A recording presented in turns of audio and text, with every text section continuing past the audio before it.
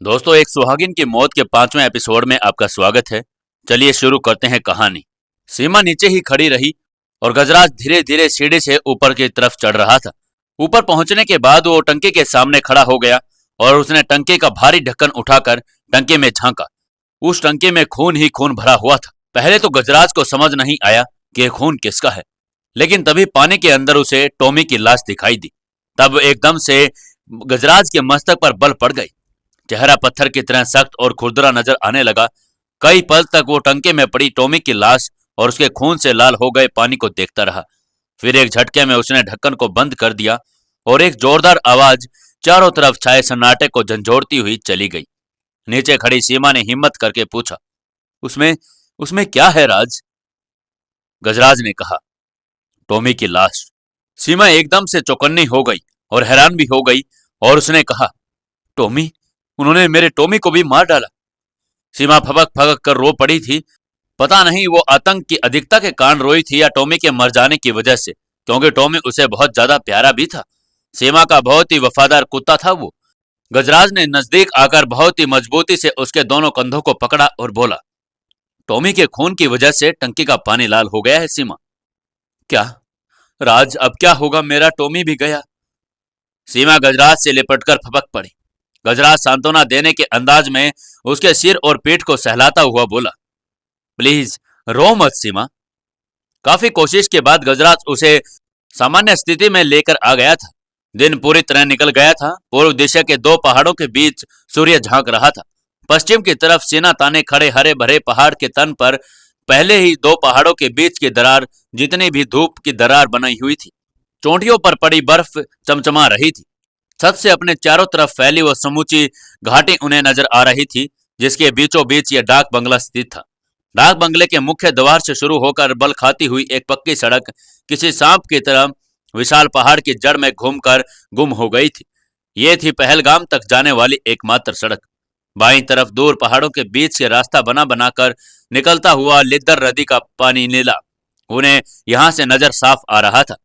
इस घाटी में लिद्दर के बहने से उत्पन्न होने वाली कल कल की आवाज ही निरंतर गूंजा करती थी। बिना किसी विराम के गूंजने वाली ये आवाज इस घाटी के सौंदर्य का एक अलग ही अंग था।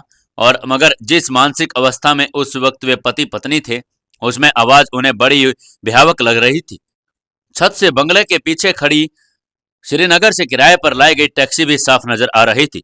उस पर नजर पड़ते ही सीमा के मस्तिष्क को एक झटका सा लगा और बोली, तुम गाड़ी को देखने गए थे ना राज? हाँ। किस हालात में है वो? चारों टायर फटे पड़े हैं। किसी ने चाकू से उन्हें उधेड़ डाला है। ओह! निराशा में डूबा भयभीत सवर। एकदम से सीमा बहुत ही निराश हो गई थी। वो कुछ भी नहीं भूला है सीमा, कोई गलती नहीं की है उसने। गजराज का स्वर मासूमी में डूबा हुआ था। अब वो कैद रहने और उसके आदेशों के गुलाम बने रहने के अलावा हमारे पास चारा भी क्या है? पहलगाम की बातें हमेशा दिमाग से निकाल ही देनी चाहिए। ऐसा हो ही नहीं सकेगा। यहाँ रहकर उसके अगले आदेश का इंतजार करने के अलावा हम कर भी क्या सकते हैं? अगला आदेश? सीमा ने एकदम से पूछा। हाँ, व्यवस्था और मिश्रित ठंडी भरी आवाज भरते हुए गजराज ने कहा। हालांकि ये बड़ी अचरज भरी बात है कि लाख कोशिशों के बाद भी मैं ये सोच नहीं पाया कि आखिर इस सुनसान पड़ी वादियों के बीच ऐसा उसका कौन सा काम है जिसे सिर्फ मैं ही कर सकता हूँ। मगर उसने ऐसा लिखा है और हमारे पास तब तक इंतजार करने के अलावा कोई चारा भी नहीं है, जब तक कि हम उसे काम को बारे में वो बताए ना। और अगर आप उसका इच्छित काम ना कर सके तो? सीमा ने फिर से भयभीत स्वर में पूछ लिया। वो तो वक्त आने पर देखा जाएगा। देखना तो ये भी है कि वो जो काम कहेगा उसे मैं करना चाहूंगा या नहीं। वे सब आगे की बातें हैं सीमा। फिलहाल ये मानकर यहाँ रहते हैं और उसके आदेशों का पालन करते हैं कि हम उस कैद और लाखों चेष्टाओं के बावजूद भी उसकी गिरफ्त से बाहर नहीं निकल सकते हैं। हमारे पास कोई दूसरा ऑप्शन भी नहीं बचा है। मगर वे टॉमी और मांगेराम की तरह हमें। सीमा पूरी बात कर पाती उससे पहले ही गजराज ने उसे बीच में रोक दिया और बोल पड़ा, कल क्या होगा ये सोचकर हमें आतंकित नहीं होना है, क्योंकि आतंक मृत्यु को हमारे और नजदीक ले आएगा। मरना ही है तो डरे क्यों सीमा? साथ साथ ही मरेंगे। एक दूसरे की बाहों में समाये हर पति पत्नी की ऐसी खूबसूरत नसीब भी तो हर किसी की नहीं होती। राज, भावावेश में सीमा गजराज से लिपट गई और गजराज ने उसे बाहों में यूं कस लिया जैसे प्रतिज्ञा कर रहा हो कि मौत के छटपने पर भी वह सीमा को इन बाहों से मुक्त नहीं करेगा। उस वक्त 9:45 हुए थे जब गजराज ने नीले रंग के एयरबैग की दोनों तनियां अपने बाजुओं में डालकर कंधे पर फंसाते हुए कहा, चलो सीमा। राज, सीमा ने उसकी पीठ पर टिके बैग को देखते हुए पुकारा। गजराज ने जेब से निकालकर एक सिगरेट सुलगाई। ऐसी मानसिक अवस्था में क्या तुम कैमिल फॉल की खूबसूरती का आनंद उठा सकोगे? फॉल की खूबसूरती का आनंद उठाने वहां कौन जा रहा है? सीमा ने पूछा। फिर निकलसन ने फोन पर यही कहा था कि हम वहां पर पहुंचे। क्या हम उसका आदेश मानने के लिए इतने मजबूर हैं?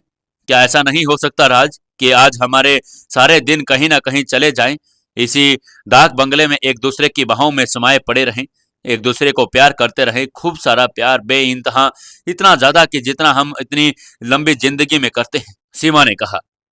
गजराज उसके नजदीक आ गया और भावुक स्वर में बोला, कह तो तुम ठीक रही हो सीमा, फल जाने की इच्छा तो मेरी भी नहीं है, मगर हम उसके आदेशों का पालन करने के लिए मजबूर हैं। फिर भी मेरी और अपनी लंबी जिंदगी को खत्म क्यों समझ रही हो? पगली, हम जिएंगे, भगवान ने चाहा तो इस मुसीबत से बचकर साफ निकल जाएंगे हम, और फिर जिंदगी में कभी ऐसी सुनसान जगह की तरफ देखेंगे भी नहीं। सीमा ने कहा, अगर हम फाल पर न जाएं तो क्या करेंगे वो? शायद तुम उस पत्र में दी गई धमकी को भूल गई हो सीमा। सीमा की आंखों के सामने पत्र में लिखा एक एक शब्द नाच रहा था। उन शब्दों को स्मरण करते ही उसके चेहरे का रंग उड़ गया, एकदम सफेद पड़ गया था। गजराज उसे समझा रहा था, वैसे भी इस डाक बंगले में पड़े पड़े हम ज्यादा आतंकित रहेंगे, खुली हवा में शायद कुछ राहत मिल जाए। सीमा चुपचाप उसे देखती रही। इस वक्त उन दोनों के जिस्मों पर घूमने वाले कपड़े थे, पैरों में कपड़े के जूते, बाल आदि संवरे हुए थे। सिगरेट के कई कश लगाने के बाद भी गजराज ने कहा, उठाओ सीमा, चलना तो होगा ही, थर्मस और पानी की बोतल उठा लो। सीमा ने थर्मस और बोतल उठाकर कंधों पर लटका ली। उस वक्त 10:05 हुए थे जब अनमने भाव से वो बाहर निकल गए। लॉन पार करके मुख्य द्वार की तरफ बढ़ गए।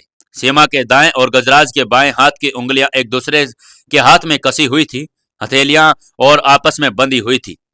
एक दूसरे के हाथ मजबूती से साथ पकड़े हुए लॉन पार कर रहे थे कि एक नजर के साथ ही सर्वेंट क्वार्टर की तरफ उठी। दोनों के जिस्म में झुरझुरी सी दौड़ गई। एक दूसरे के हाथ पर उंगलियों का कसाव बढ़ता चला गया।